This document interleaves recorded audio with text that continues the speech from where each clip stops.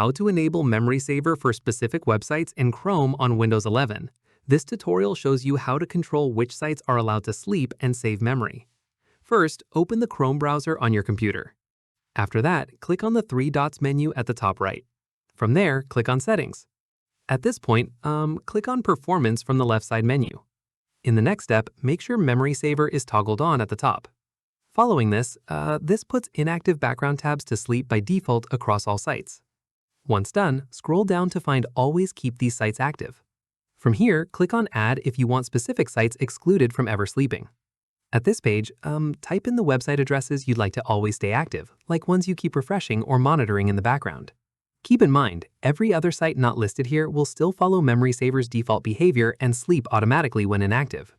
Finally, restart Chrome or reopen your tabs for these changes to properly take effect. And that's it. If this guide helped you enable Memory Saver for specific websites in Chrome on Windows 11, give it a like, subscribe for more Windows tutorials, and tap the bell icon for updates. See you in the next one.